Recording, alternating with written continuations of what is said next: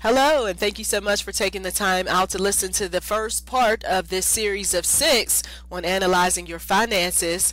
And for some of you all, I know that the Lord is speaking to you on doing just that. For others who are non-believers and you are simply doing some things in your own strength, by all means, continue to listen because we're going to talk about some valuable things when it comes to analyzing our finances to kick off this series. First of all, one of the major faux pas, one of the major issues that take place when one is in some type of financial challenge, turmoil, what have you, is he or she will not seek any help. Okay, so that's one of the biggest mistakes, okay, is that an individual simply doesn't want to get any help.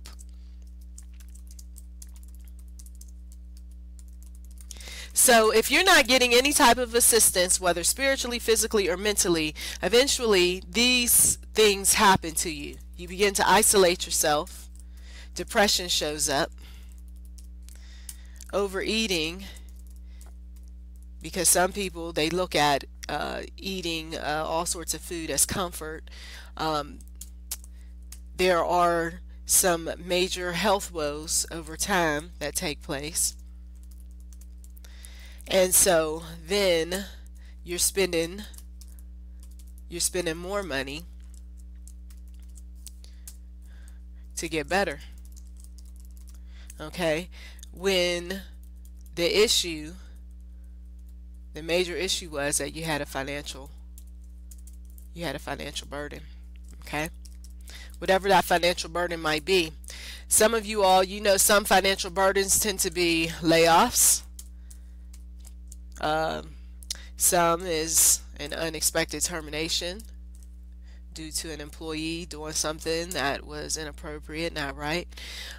Financial burdens could be the death of a loved one.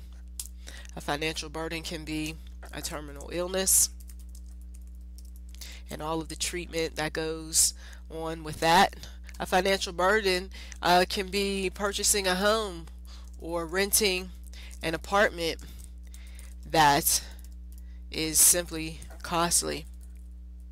Okay? And then of course you could be paying too much when it comes to just daily spending. Or you could be that one who's trying to help someone with college. Okay? So all of these financial burdens, if they are left unchecked and people don't know what's going in, they don't know what's coming out, they will wreak havoc on your lifestyle. Okay? So if you don't reach out for help and you don't have a clue as to what's going on with your money, then you will feel stuck. Okay? You will feel stuck. So if you want to be that individual who is just up on your finances, you're going to do some serious analyzing. Okay? Just as businesses will analyze their financial statements, they will analyze the debits and the credits.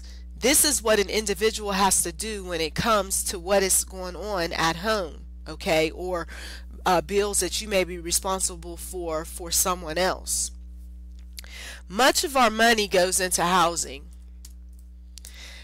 transportation, debt, and then of course there's those other expenses, which include things like food, clothing, entertainment, and some of you all know the rest. Then of course what's left after all of the money is almost gone is savings.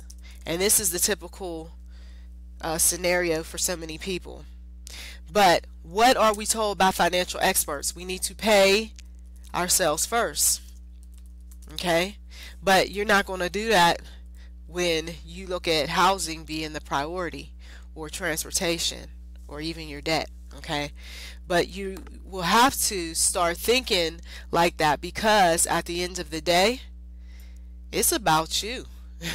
It's about you surviving. It's about you avoiding all of these things up here that we talked about, the isolation, the depression, the overeating, and all the health woes, because somebody's not taking care of his or herself, because there are so many other things that are supposedly more important. Well, those things are not going to get taken care of if you are not around. Okay? For some people, they find themselves going backward after a spouse passes away, going backward because a relative did not take care of responsibilities, including their personal issues. And so all of those things others end up inheriting. You thought it was going to be money, okay? And instead they're inheriting a relative's bills. They're inheriting a relative's lies because he or she was covering up the fact that they weren't taking care of business. They end up inheriting more debt. This is the truth for a lot of people. And after the funeral is over, the reality kicks in. Not only is the wife or the other relatives or the husband are grieving about the loss of the loved one, but they're grieving about the loss of so much money going towards things that should have been taken care of while a person was alive. Now, when you're analyzing your finances, you're going to take a look at the different categories, okay, that affect you. And not every category is relevant, okay, to everyone. For instance, if you're living with someone and you're not responsible for housing, then that is something that you're not going to be concerned about. So where is that money going then if you're not paying for housing? That's something someone needs to think about. If you are not the one paying for your transportation, once again, where is that money going? If you don't have any debt, you got to ask yourself, where should I be placing this money? And in the other audio series, we're going to talk about that, okay? What you need to research, the type of financial plan you need to come up with, as well as other valuable information. So do listen to all of the series, okay? They're very important. And then there are those other things. If you're a minor, you don't have to worry about food because mom's covering it, clothing because dad's taking care of that, entertainment, well, maybe you're taking care of that. And maybe that's all you're taking care of. But if you are an adult, you are doing everything, okay, and then some, including trying to figure out how you can save enough money for those rainy days. There are some debts that people don't think about, and there are those debts that they want to kind of run away from. It's that purchase that you made that was just way too expensive, right? And you regret it, so you don't talk about it, and you hope that the bills just go away. There are those things that we're just not supposed to do, but we do them. There's enough shows and articles and blogs and books out there that remind us not to do certain things, but we go ahead and we do them, okay? And then we suffer the consequences later. So you're going to have to look at what are your bad debt habits, okay? And whatever those bad debt habits are, you're going to have to, of course, make a conscientious decision to stop, okay? I know it sounds easier said than done, but stop. That means that, let's say your bad debt habit is always pulling out a credit card to pay for something. Time to stop. Okay.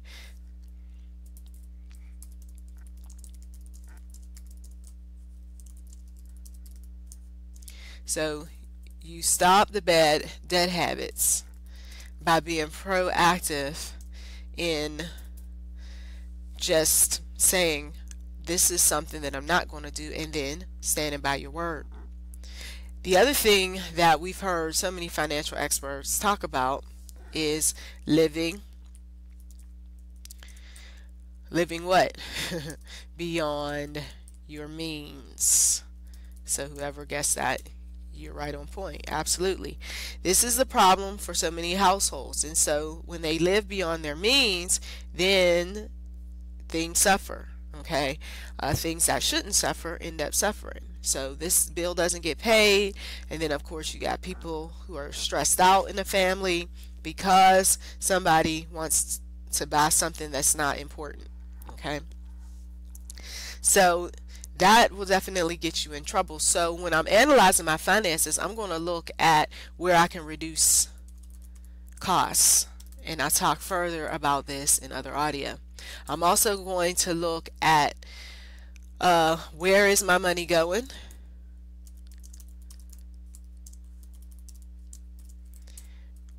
why am I spending this amount, who else is responsible besides me. Okay, so you're getting out of yourself a bit and you're being understanding of others, right? So when you're analyzing your finances, at some point you're going to have to talk to the people who are affected by your spending.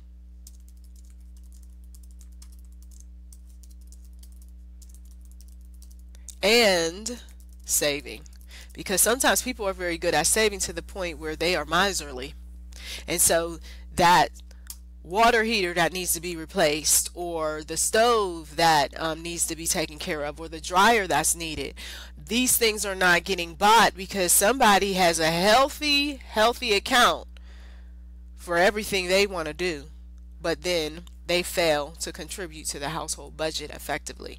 Okay, and this will cause discord in any relationship. Okay, if you're living with a relative, at some point they're going to say, what is your contribution? They know how much it costs to maintain a household, and if your contribution is lackluster, sooner or later somebody's going to say, can you please leave my house because I'm paying the majority. Well, my name's on that. It doesn't matter. I'm paying the majority of the bills. You see? The other thing is that you've got to be honest. I mean, one of the major issues in a lot of relationships is dishonesty. Somebody's hiding money. Somebody's putting money away. Somebody is spending money on some favorite person, okay, or somebody who they shouldn't be spending money on. So if you're not going to be honest, how is a relationship going to flourish? It's not. So be honest with yourself. Be honest with those around you. How much are you really spending, okay, on your personal needs as well as others, and should you be spending that money? Yes, it's okay to have a credit card, but we know some people who they don't mind abusing their credit. Okay, so if you abuse your credit, that's going to be an issue, because later on when you want to make bigger purchases, your name is mud, or you're going to have to spend more money than you want to just to get something that would cost everybody else with decent credit like 25 or 50% less. You see, so these are issues that show up, and they show up because people will do things like ignore the problem, hope the problem goes away,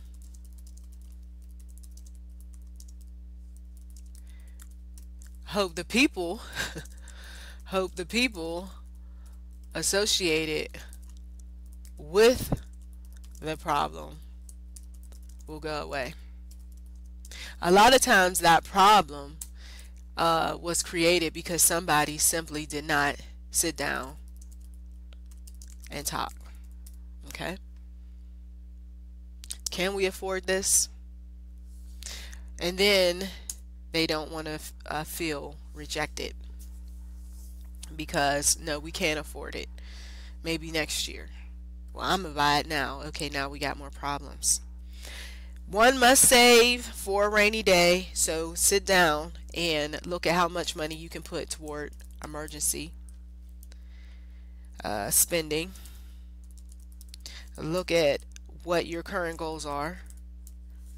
Take a look at what is happening with education for your future offspring, or current offspring, or your grandchildren. How much are you willing to contribute? Since you're preaching college, you need to also be ready to help out. And then of course retirement, and we'll talk about these things more in the other audios. We also are going to bring up some other ways of making some money if you are that one that you simply don't have enough. So please tune in to the next message and check the description box. Thank you so much for taking the time out to listen.